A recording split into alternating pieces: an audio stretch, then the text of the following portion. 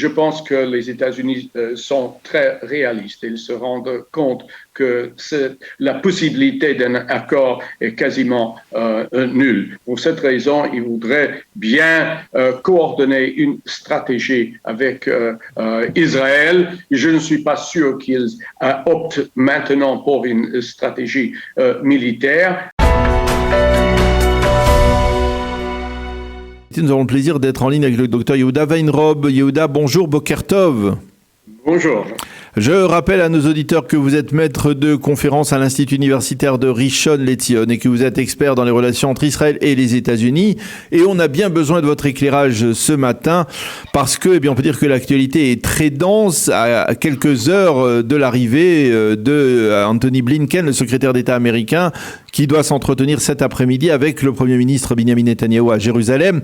Alors, cette rencontre, elle intervient dans un contexte, je le disais, extrêmement tendu. Il y a eu les attentats de Shabbat à Jérusalem, il y a eu l'opération israélienne à Jenin, il y a ces opérations qui sont imputées à Israël, soit par les États-Unis, soit par d'autres sources, à Ispahan. Il y a ce convoi qui a été bombardé la nuit dernière près de la frontière entre la Syrie et l'Irak. Tout cela fait beaucoup d'activités sécuritaires. C'est de ça dont vont parler Blinken et Netanyahou? Parmi autre chose, mais il faudrait savoir que d'abord les priorités stratégiques des États-Unis en général ne résident pas dans le Moyen-Orient, surtout pas en Israël. C'est plutôt la Chine et malheureusement pour eux aussi la guerre en Ukraine. Et seulement après cela arrive la question du Moyen-Orient et d'Israël. Ils auraient préféré qu'il y ait une stabilité ici dans la région, et malgré le fait que cette visite a été programmée de longue date, il sera sans doute obligé d'aborder cette question et de voir dans quelle mesure il pourrait désamorcer les tensions. Mais il y a beaucoup de dossiers qui sont sur la table. Alors, Yehuda, on va revenir sur les autres dossiers. On va parler des accords d'Abraham, des coopérations bilatérales entre les deux pays. Mais pour revenir sur les deux grands dossiers, d'un côté le dossier palestinien, de l'autre côté le dossier iranien.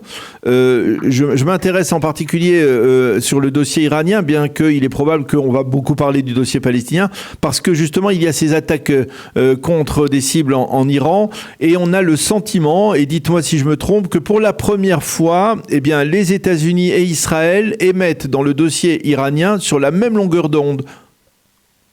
Je pense qu'il y a un rapprochement là-dessus. Je pense que malgré le fait que Blinken est l'auteur des rapports diplomatiques et l'accord avec l'Iran, je pense que les États-Unis sont très réalistes. Ils se rendent compte que la possibilité d'un accord est quasiment nulle. Pour cette raison, ils voudraient bien coordonner une stratégie avec Israël. Je ne suis pas sûr qu'ils optent maintenant pour une stratégie militaire, mais c'est important d'avoir une coordination et un dialogue avec Israël sur cette question. Quand les Américains diffusent, par exemple, font fuiter des informations selon lesquelles, pour eux, eh bien, c'est Israël qui est responsable de l'attaque contre cette usine à Ispahan dans la nuit de samedi à dimanche, qu'est-ce qu'ils entendent? Qu'est-ce qu'ils veulent obtenir, les Américains? Quel est leur objectif? C'est de rendre service à Israël, ou c'est justement de se disculper, de dire que ce n'est pas eux? Bien sûr, c'est pour se disculper, mais c'est aussi un message. Voilà que on peut lâcher Israël à faire le travail et on est derrière les coulisses. il faudrait aussi savoir que cette visite vient à la suite d'un exercice militaire de grande envergure, Juniper Oak, entre les armées israéliennes et américaines. C'est pour dire que les États-Unis, dans la mesure où il est nécessaire, soutiendraient Israël. C'est un message et pour Israël, aussi bien pour l'Iran. Alors, je voudrais maintenant que l'on revienne sur le dossier palestinien, parce que là aussi, on a l'impression que pour les Américains, c'est le dossier prioritaire. Les Américains veulent certainement essayer de faire baisser la tension, surtout en perspective du Ramadan. Mais quel est leur positionnement aujourd'hui par rapport au gouvernement israélien et aussi par rapport à l'autorité palestinienne, puisque Anthony Blinken sera demain à Ramallah et on n'est pas certain qu'il est particulièrement content de la position adoptée par Mahmoud Abbas qui a mis fin à la coopération sécuritaire. Oui, je pense qu'une des raisons de sa visite, c'est aussi de tracer des lignes vertes vis-à-vis Israël et aussi vers les Palestiniens. Pour les États-Unis, le président et aussi bien que le secrétaire d'État et d'autres fonctionnaires étaient formels. Pour eux, la solution de la question palestinienne est une solution à deux États.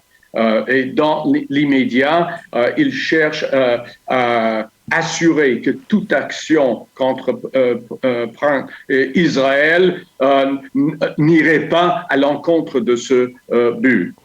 Une des buts aussi du secrétaire d'État de connaître en fait la politique israélienne, non seulement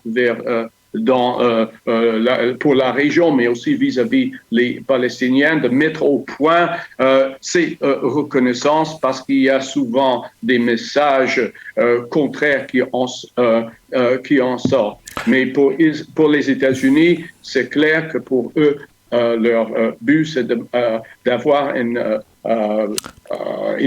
solution à deux États, pas de surprise.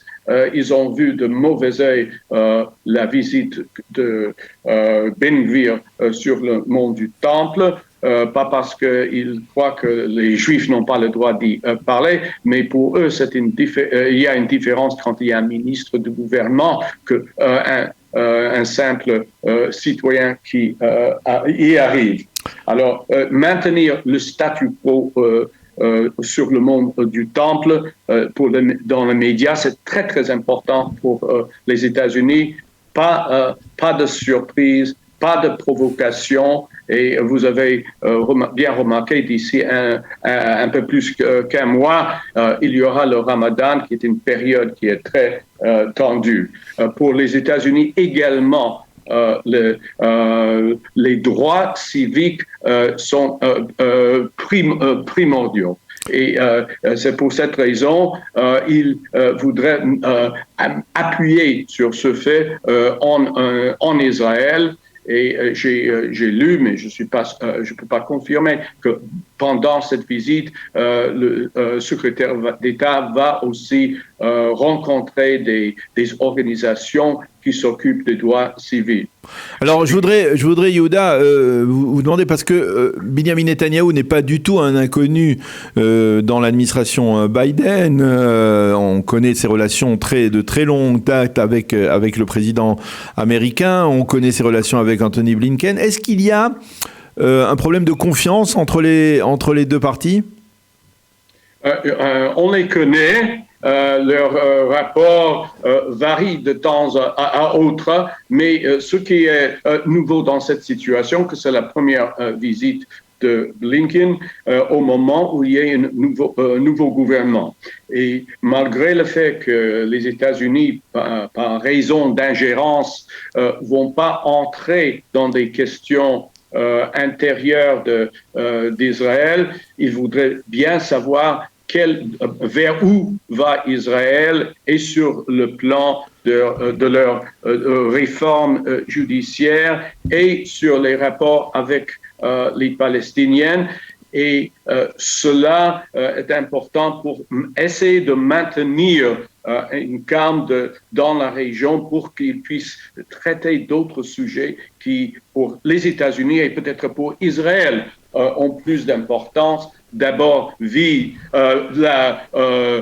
dossier iranien et aussi, qui est extrêmement important, et pour les Américains et pour Israël, l'intégration d'Israël dans la région. C'est-à-dire comment approfondir et élargir la trame des rapports qui a été tissée par les accords d'Abraham. Est-ce que justement à ce propos, on peut espérer une forme de médiation, d'implication des États-Unis pour permettre de rapprocher Israël de l'Arabie saoudite ? Je pense que oui. Je pense que les États-Unis se rendent compte que leur perception de la région a changé et c'est important de créer une base solide qui, d'un côté, contiendra l'Iran et d'autre côté, promouvera la stabilité régionale et par cela permettra aux États-Unis de concentrer sur des problèmes qui leur sont chers, soit la Chine, soit maintenant la guerre en Ukraine, soit aussi un tas de problèmes intérieurs aux États-Unis. Eh bien, on le voit, Dr Yehuda Weinrab, il y a beaucoup de dossiers à l'ordre du jour donc de ces entretiens d'Anthony Blinken aujourd'hui à Jérusalem, demain à Ramallah, pour, dirons-nous, essayer de mieux comprendre la réalité sur le terrain et la politique du nouveau gouvernement israélien dans la région. Merci beaucoup de nous avoir éclairé sur ce sujet. Bien sûr, cela peut-être sera plus clair lors d'une visite éventuelle du Premier ministre Netanyahou aux États-Unis. Bien entendu. Je vous remercie aussi. Merci beaucoup d'avoir été avec nous ce matin. Bonne journée, à bientôt, Yehuda. À bientôt.